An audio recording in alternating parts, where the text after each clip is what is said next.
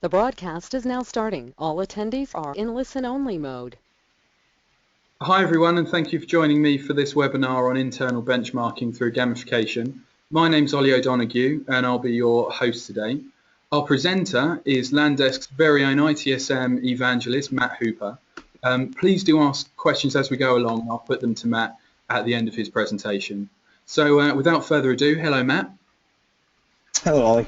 How are you doing? So you're going to be telling us how gamification enables a new set of internal benchmarking metrics to create a more objective understanding of individual and team performance. Yes, thank you for allowing me to do this webinar. I'm excited, as always, to partner with SDI. The presentation today is something that I've not been a huge fan of gamification. If any of you have followed my podcast series or some of my blogs, I didn't always get it. But what I have seen and through practical examples and meeting with customers who have implemented gamification is that it truly is something that will change the team dynamics. And so what I wanted to speak with the listeners today about is why is gamification so important and why is it becoming increasingly important? And then also, too, what we want to understand it from a perspective is how would we bring gamification into our environment? What would be the tools that we would need to think about? What would be the process and steps that we'd have to take? And then how do we create that culture of a learning, improving culture? Because when you think about it, we all want great performing teams. We want to move fast and we want to have high performers. We want to improve quality. And the teams overall do a lot of great things. But sometimes when it comes to IT performance, it's subjective on how well we're doing. And the reality is that technology is always going to require performance. Jacques Ellul said in 1967 that technology is always going to increase the performance of human activity. And we talk a lot about performance of technology, but the applications for gamification here are really twofold. So when we hear gamification in that term in the industry, there's the one gamification where through experiential learning we're doing game playing, we're doing role playing, and we're educating and enlightening based on certain scenarios that we've created. The gamification that we're going to talk about today, though, is where actions and interactions are measured, points are earned, and it's a motivator for rewarding good behavior and real-time performance analysis of what the organization is doing, what the teams are doing, and what individual performance is doing. And what we're going to discuss today is how we can look at rewards through that instant feedback loop. Now, I've been speaking a lot at conferences and been doing webinars lately about digital transformation and digital performance and how IT executives need to have a digital strategy that will focus on organizational ability and agility. But one thing I frankly have not spoken about, and truly I don't think the industry at large has spoken a lot about, is the intersection of human and digital. Because even though we all want a digital performance strategy and we all want digital technology to move faster and create better efficiencies and create better quality, it still requires that physical interaction of the human. The digital serves the purpose of the human. And if we don't have real-time feedback loops and engagement with our users of technology, how do we really measure the productivity enhancements? We need to find ways to benchmark not only our system performance, but also our human performance.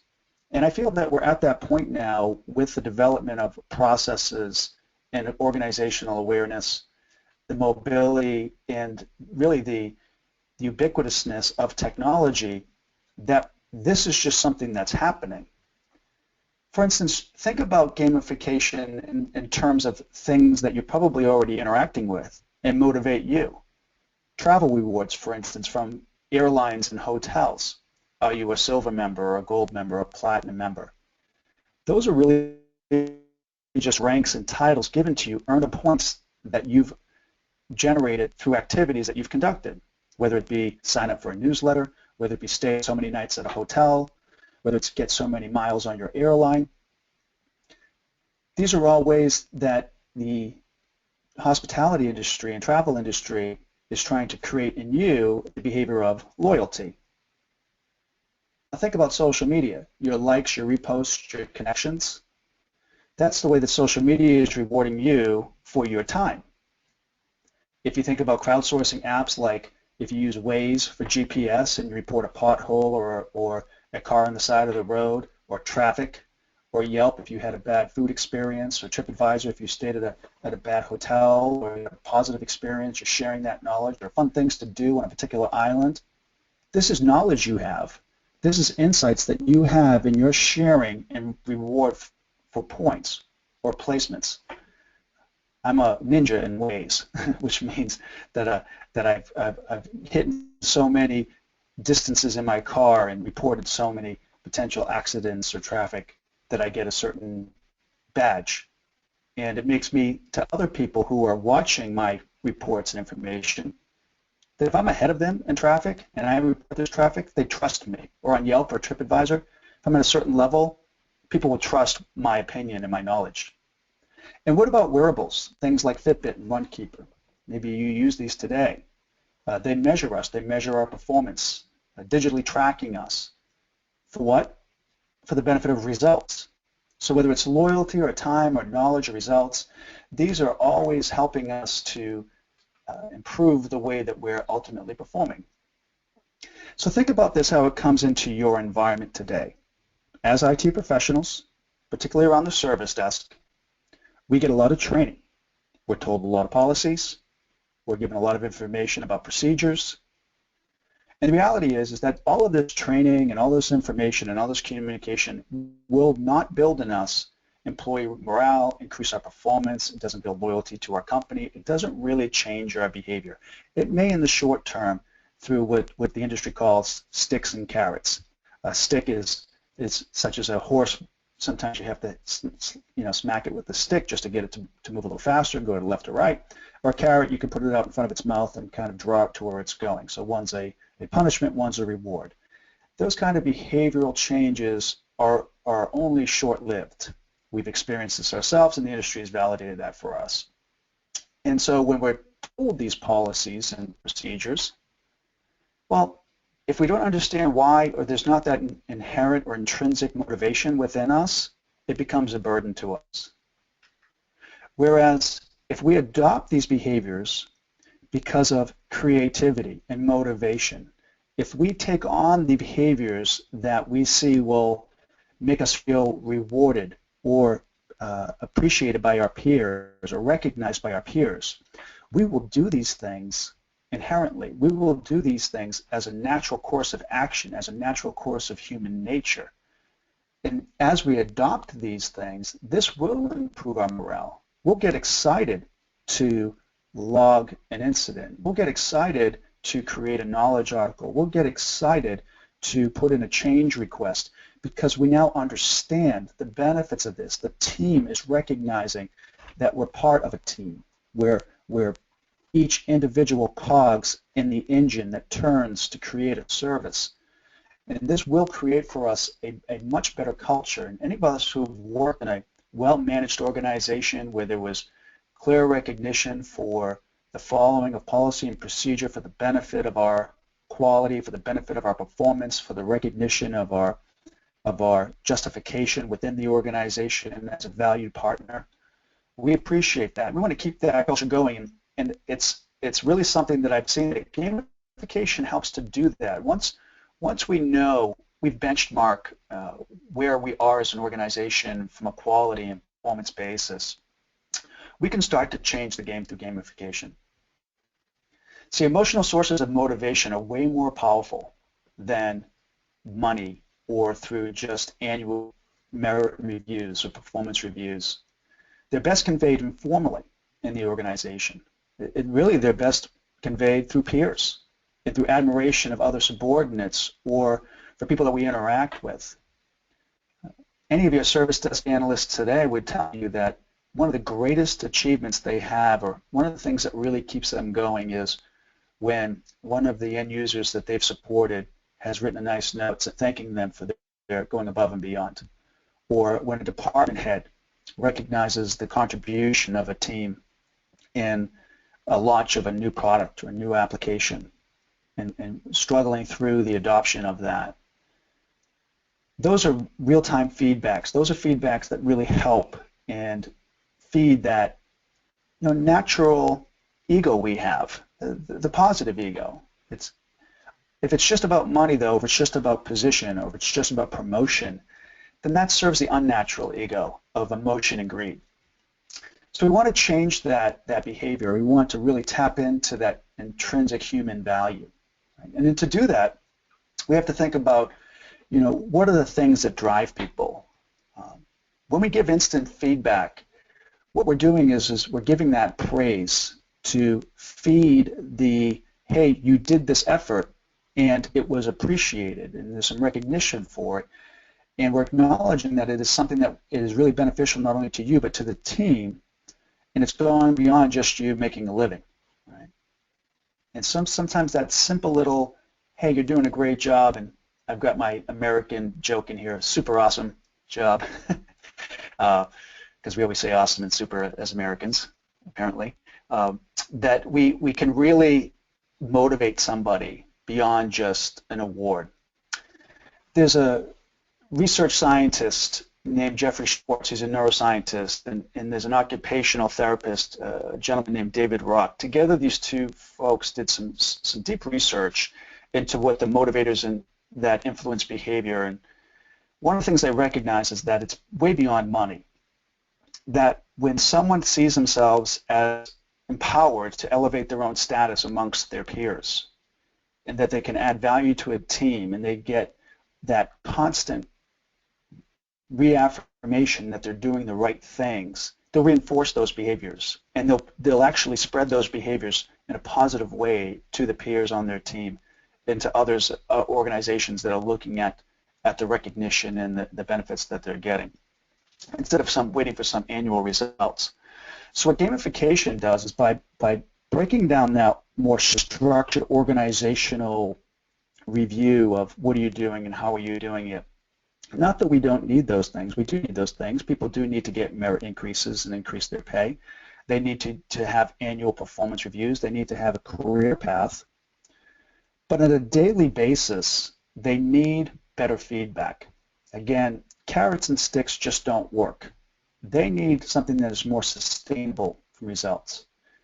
And they need something that raises their anxiety and anticipation in a positive way, so that they get a chance to say, hey, I'm going to take that next big step. I'm on my way to doing the right thing. So it can be that motivation that's needed to say, hey, I'm doing the things that are adding value. And then they look for opportunities to add even more value, and that inspires them to be creative. And this creates more of a dedication to that organization. As we know, especially when it comes to service desk analysts, there's a high turnover rate. And that's okay, because it's a great opportunity for entry point into IT as a profession. And we want them to launch into other areas of IT, or into business IT, or into management. So we want to create opportunities that they can see that they're performing, and create that positive environment. But what gamification is not is a rivalry. We do not want it to be an unhealthy competition. When we're talking through the leaderboards and we put points in place and we create merit badges and all these things that go into the game design, we want to make sure that it's done in a positive way, because not everything can be measured. And we might have somebody on our team who's actually performing really well, but those just aren't the measurements that we're focused on for this particular game design. And over-rewarding somebody based solely on the game will actually undermine the validity, the integrity, and the seriousness of the program. So it is important to keep that in perspective, that it is not an unhealthy competition of rivalry. It's also not a money tree.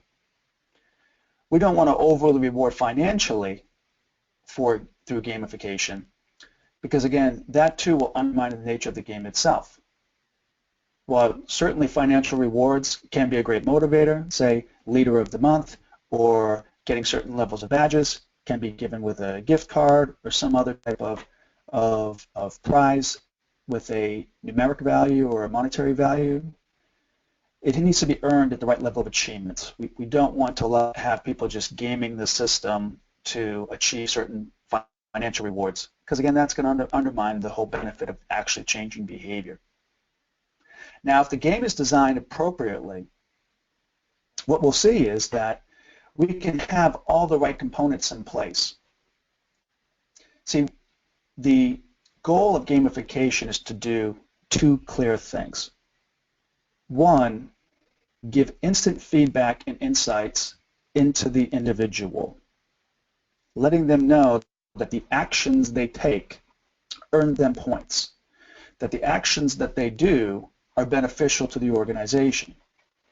So if designed appropriately, these actions will become systemic. They will become natural habit. They will become something that the team does as a cultural experience. As you try to put these actions in place, if the game is working where there's a positive reward, but there are certain actions that just aren't being taken, this gives you good insights into desires. What are people wanting to do? Why are they not wanting to take that action? If they're taking a lot of actions in another particular area, well, that shows you performance. Why is it that they do these things? And this helps you to then analyze, okay, what are the activities that our team does? Because remember, from an IT service management perspective, there are always 4 questions we're trying to answer. The first question is, how does work come into IT? It comes in through the service desk via phone calls, emails, self-service portal, walk-ups. It comes in from our project teams, where we get tasks and assignments and new initiatives. It comes in from corporate agendas. Executives have certain things that they want to have in place or needs that they have. It also comes in from regulatory and compliance. Certain governments in certain different regions of the world, they will force you to do certain things as an IT organization to protect financial data, personal information, health records.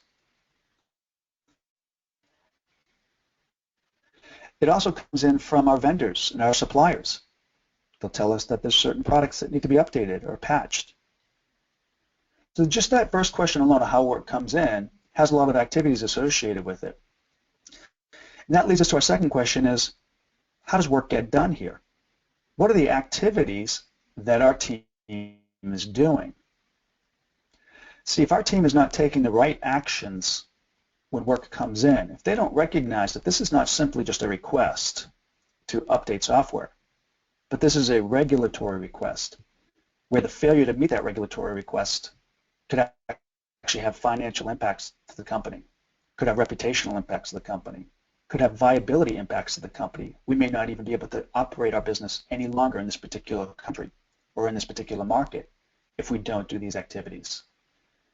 That changes now the behavior in a positive way because we're enlightening them that these are the actions you need to take. Then ultimately we want to then ask the third question is, how do we balance our planned versus unplanned activities? If we're always just reacting to requests that come in, then how do we get strategic? How do we get proactive? How do we understand the resources and the capabilities that we have as a team, the skill sets, the capacity? Do we have enough people with the right skills doing the right things? And that helps us answer the fourth question. Are we adding value to the business? There are many activities that an organization can do. There are many activities that we can do inside of our IT department.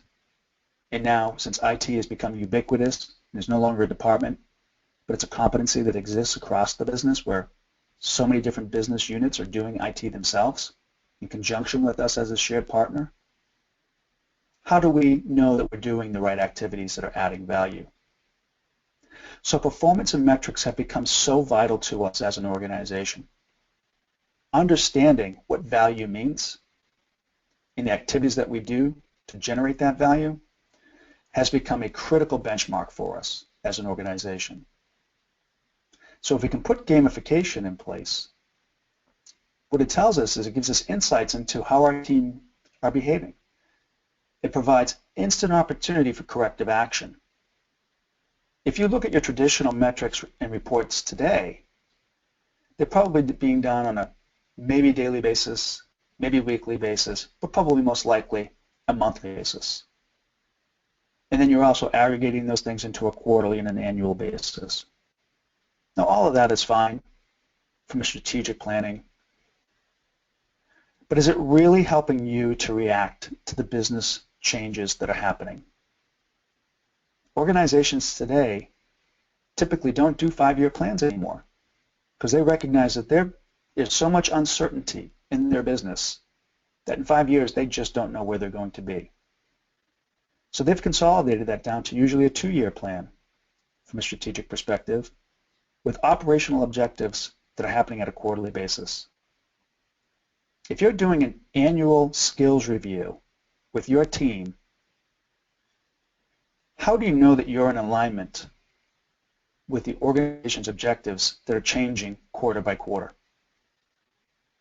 So when we see the friction that happens in organizations between business and IT, such as there's not alignment there, or the business is trying to provide a service from a technology perspective through the cloud or by getting an external provider or buying it as a SaaS, this is just a natural reaction in their minds to the fact that IT doesn't understand what they're doing soon enough and are not responsive quick enough. So if we go back to those 4 questions, how does work come in? How does it get done?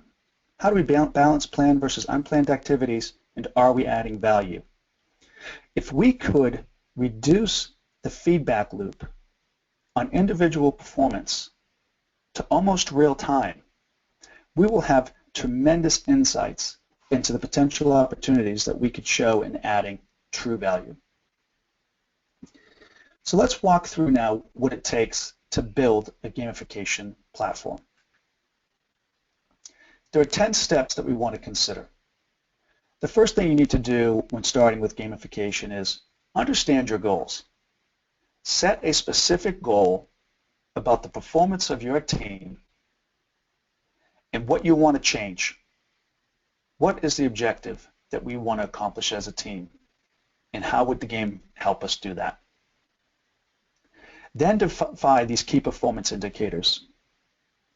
Now, we throw KPIs around a lot in the ITSM space, but think about it from the standpoint of how could I influence it from a behavioral standpoint, those key performance indicators.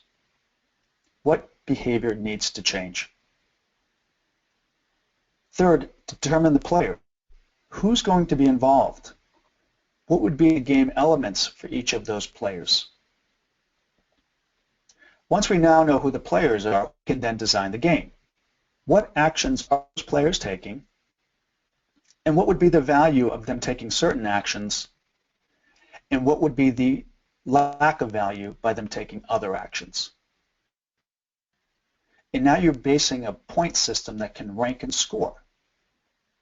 Here's where you want to make sure that your ITSM tool can support tracking and auditing and calculating on those activities.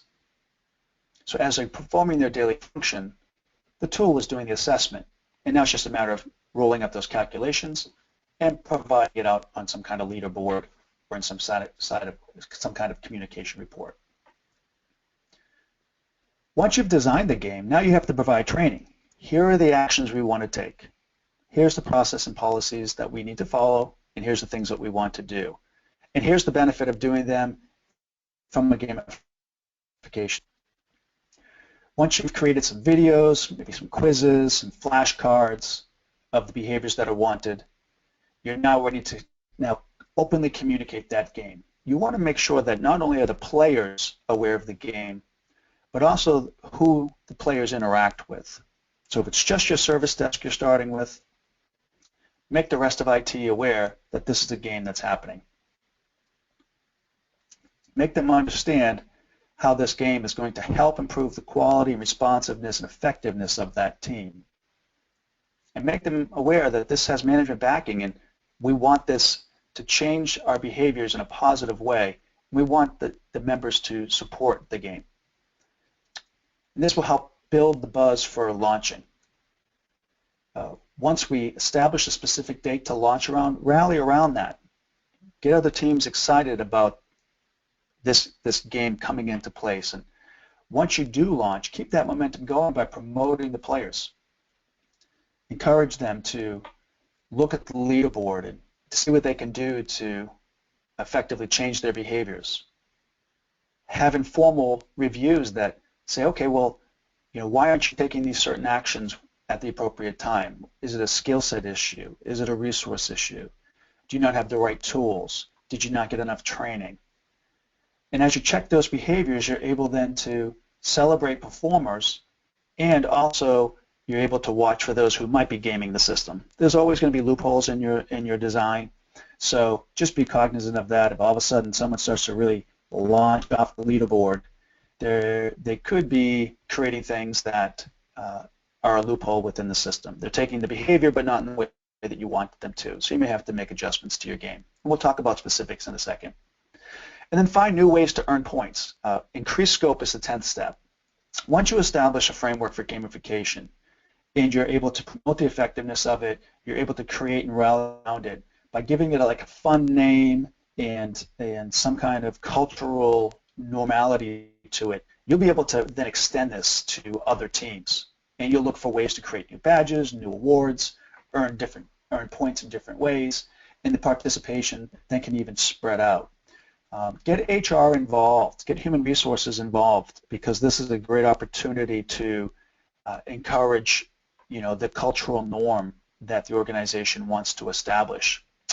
HR professionals have been learning these human change behavior techniques for some period of time now, and it is a very common topic at their human resources conferences, where they'll talk about how gamification works. They say gamification is the Fitbit for work. It makes everyone a hero. It makes everyone in shape. It makes everyone perform and helps them understand how they can be better. And that's a goal and objective of human resources. So, be sure to involve them in the scope of this game and think about how to increase the scope. Okay? They will also then help on any kind of financial rewards that could be associated to, or how any of this could formalize into an annual performance or merit increase as well. So let's talk about specific example here. So the example that I've built for this presentation is first tier resolution capability. So I'm an IT manager. I want to improve my first tier resolution capability. I want to have an increase in my first tier, my service desk analysts resolving issues by 15% in 2016. I want to increase that because I know that workload will then offset the demand that's on my tier 2 and tier 3 resources, my engineers and my developers and my architects, who I need focused on more strategic projects and activities. Okay, so that's my goal. What I'm going to do now is I'm going to set up certain KPIs. This would be my second step. Once I've established that goal, I want to think, okay, what are the things that are really going to indicate that we're moving towards that goal? Well, obviously, if we're closing without escalation the requested incidents that are coming in, that goes directly to my measure. So if I do, say, 35% of the requested incidents that come in, I close them without escalation today, then I want to increase that to 40%. So a clear key performance indicator would be, close more tickets that come in without escalating them. However, that alone would not be a terrific goal, because it could induce a behavior that I don't want, which is people closing tickets without really validating that they did achieve a resolution or fulfill the request as desired. So I don't want my quality to drop. So my quality needs to be maintained within 5%. I also don't want my service desk analyst staying on the phone for 3 hours with somebody to prevent them from escalating, because that's going to back up the queue. That's going to increase my response time, either call wait time for people phoning in or response to email requests and inquiries that come in, or even picking up and acknowledging tickets that come in through my self-service portal, which I've been promoting, and I want people to use self-service, so I certainly don't want them to feel like they're being neglected. So my response time also has to maintain within 5%. Okay, so those are my key performance indicators. So who's the players? Who's going to help me reach my goal to increase my first-tier resolution capability? Well, obviously, service desk analysts, they're definitely players, right? They have to be involved, and they have to understand the game and what's in it for them and how it will work and what actions will cause them to increase points and what actions will cause them to decrease points. So they need, but I also need tier 2. So I have to go to tier 2 because that's where the knowledge comes from. My first tier team is not going to be able to resolve things if they're not aware of the resolution, or if they don't have workaround procedures, if they don't have fixed instructions, or if they don't have fulfillment instructions on how to get things resolved or fulfilled. So we're going to need tier 2's involvement in this game. So we establish our players. Now let's design the game. So points. If you close without escalation, we're going to give you 5 points.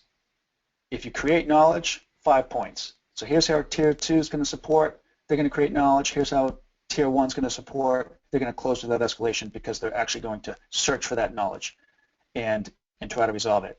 Now, if they attach a knowledge-based article or a knowledge-based artifact to that ticket, I'm going to give them an additional 2 points. And if someone creates a really great artifact or article and it's closing a lot of issues, I'm going to give that individual who created it an additional 2 points every single time it's used. So have some knowledge in your head. You're a great engineer, but haven't taken the time to write it down. Now you're motivated to write it down. Now you're motivated to do the right things.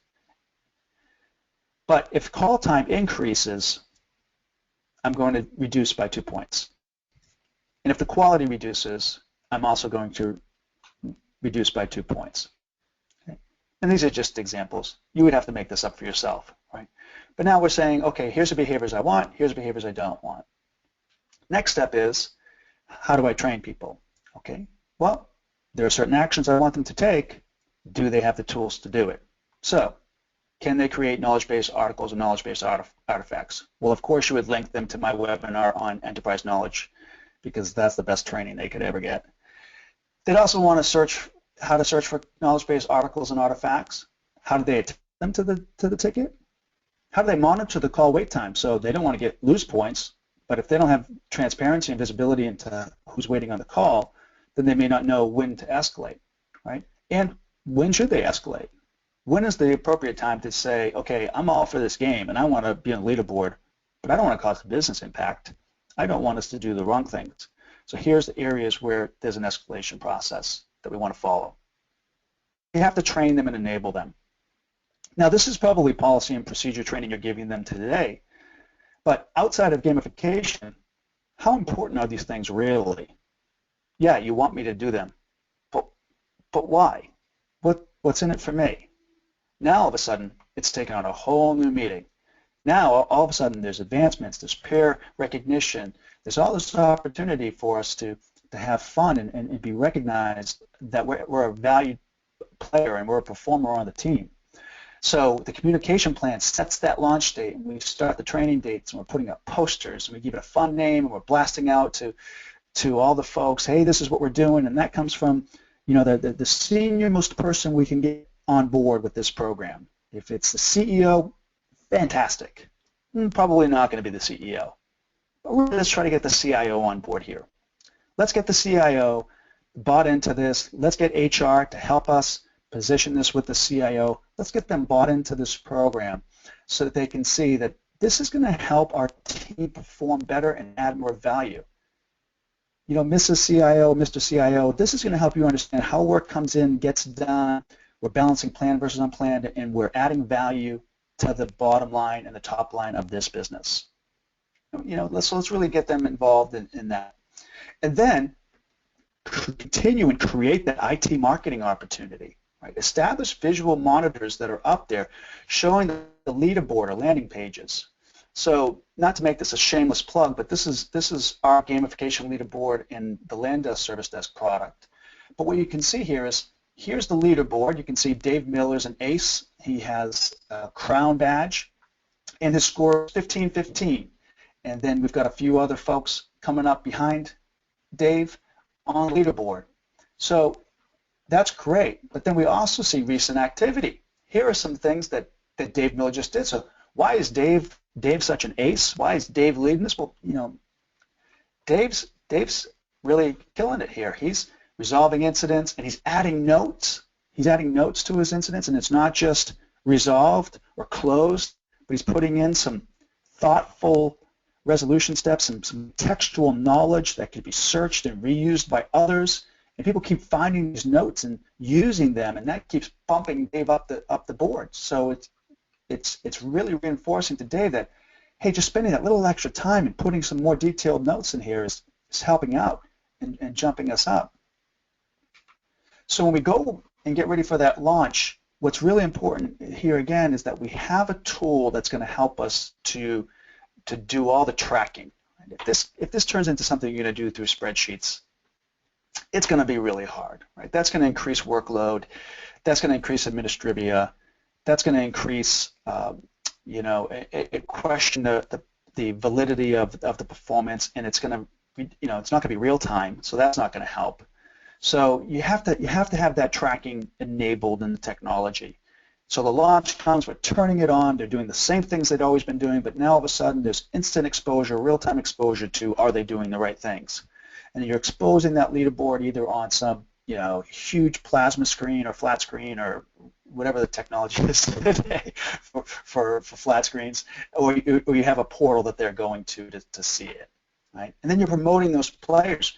You're encouraging them, and you're saying, hey, great job, Dave, but Ethan, keep it up. You're almost there, and you're doing the right things, and you're reviewing what the metrics are. You're making some tweaks to the scoring to tune it and change the behavior. So step 9, you're checking the KPIs and you're monitoring them. You're comparing now also too from management's perspective, because you got the CIO involved, you got HR involved. They're all going to want to know, hey, how's it going? Benchmark, look and say, well, this used to be our first tier resolution rate. We were only at 35%. Our goal was to get to 15. We're actually at 55% now. This is doing fantastic. We have reduced the workload on our tier 2 and tier 3. We've brought in 3 projects we had to say no to in the past. Right? So we're in the past with the same team, the same people, just good people, smart people, just not doing the right things at the right time. Now doing the right things at the right time in a much more collaborative way. We're systemically improving the performance. We're making improvements we have as a team. We've also identified we've got some skills gap here. Do you know none of our folks on the service desk team have been trained in ITIL or Office 365 or aware of how to use Workday. But that's where a lot of our calls are coming from, and they need more training there. They can resolve these things on first tier if we were able to not escalate those tickets, right? So these are opportunities here where you now see, okay, where are we still escalating by category and by configuration item or by asset class, and this allows us then to say this is the skills gap we need to fix. And then through that performance and improvement, you can then bring in other players. Say, well, this works so great for tier 1. What about first level support outside of the service desk? What about tier 2? What about our HR team or other players? Now that you have a platform for gamification and people see how it works, they're going to want to jump on board, because this is now changing the cultural behavior. This is now improving how we view each other from a peer and support relationship. So any shared service provider is going to want this capability, because this is not just a fad. This is how humans work, and this is how work gets done. So as you expand the scope of, you'll see that other teams will want to jump on board. Procurement's going to be knocking down the door to, no, I'm just kidding. Procurement probably won't jump on board with this, but many other teams will, and that's okay. It's not going to be for everybody, but it can be a fun way for us to to move forward through the organization. And what we're really ultimately driving here is not just a digital transformation, right, but it's a human transformation of how we support digital solutions. It's letting digital improve the barriers for how we measure ourselves and how others see us. And it's allowing us to really take up our game to get to the next level. What you'll see over time is the team will truly transform. Better than any other reporting tool, merit increase that you might put in place, any kind of team recognition that you're doing, this peer-based, fun way of motivating and inspiring your team will truly get them to perform. So I hope this presentation was beneficial to you. As I said in the outset, I was not a huge fan of gamification. But what I've come to learn is that once the program is legitimized, once people see it as a formal way to get praise, recognition, and feedback, and we can take that active communication and see those improvements and make better decisions, it's continual service improvement, but accelerated. It's not at the quarterly or annual basis. It's real time. And that's just so much easier for us to make those small incremental human changes. But it's important that we automate the tracking of this. We want audit activities to increase rankings, and we want to instantly update those measures. If you try to formalize gamification through spreadsheets or a non-systematic way or a non-digital way, it's not going to work.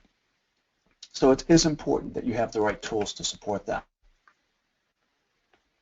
And then also, too, finally, the key takeaway here is frequency and excitement. It's got to be real time. It has to be trusted. It can't just be, oh, well, we have 3 people who just keep attaching other people's articles to the incident, and that's why that person's now the leader, and then they turn around and I'll do it for the next person. It can't be a game of Survivor, right, where people team up and try to play the game. And talk to your teams about that. Help them understand listen, this is an ethical, fun way. We're trying this a new way and a new approach, but we need to be on board here. Let's play by the rules. Let's play hard and let's win. And let's create that healthy competition that says, we're going to watch this closely and we're going to reward those people who really get on board here and take the team to the next level. So thank you for your attention. Thank you for your time. I'm happy to answer any questions that you might have. I'm sure there's a ton of questions that people will have on more pragmatic ways to implement this and get instrumented into this. My email's here, matt.hooper@landesk.com. You can find me on Twitter @VigilantGuy. But if there's any questions now, happy to address them. Ollie? Hi, Matt. Yeah, thanks. That was excellent. That's excellent. Really, really kind of comprehensive presentation. So we've got a couple of questions coming through. So the first one is, let's say someone's they've just seen your presentation and they want to go away now and start their own gamification project. What should they do to get started? Yeah, excellent question. So the first thing you want to do is you want to have a conversation with management and with HR. So the very first thing I would do is talk to your HR partner and ask them, have you heard of gamification? And is this something that your team or department is looking at or would consider within our organization? Because I saw this killer presentation by Matt Hooper, and I'm really excited about doing it for my team. So, can we sit down? HR probably has already heard of this and may very likely be putting some plans in place. So if you can piggyback on them or even let them know that you'd love to be the proverbial guinea pig, that the first one to go out there and trial this thing, that's going to instantly give you potentially funding. It's going to instantly give you some executive support and sponsorship. You're now letting your HR partner be the driver back into the CIO, right? So instead of you going up to your boss and saying, hey, this is what I want to do, and because, in IT sometimes we're just naysayers and we just shut these things down. And again, I openly admit, as a CIO, I totally shut this down. I just didn't see it. I'm seeing it so much more now. I regret that I didn't back then. But if HR came to me about it, well, that's my HR partner. I'm going to open up my door and I'm going to have a conversation about it. And if the HR partner says to me as CIO, hey, this is what we want to do, and we actually think that your service desk would be a great place to start there. I've had a brief conversation with Matt, and he's on board with letting his team trial this thing out too. Can we do this? Probably going to happen, right? Probably going to get the support and sponsorship, and then from there you can start your 10-step program. Right, we're putting it in place. Excellent advice. Thanks, Matt. So we've got another one here. So, I mean, certainly in my experience, you get the occasional person who's a bit reluctant to get involved with gamification. They don't like, it just doesn't sit well with them. So how would you get these people on site? So let's take the specific example of, say, I don't know, a member of the third line team, someone who's been there for a little while. How would you go about getting them on side? Yeah, and that's the resistance to the game is one of the big challenges, and that's why very specifically in the 10-step program is you need to start with a very specific goal in which the players can be in your control or within your domain of influence fairly significantly, and pick that measurable goal that's going to allow you to prove it works.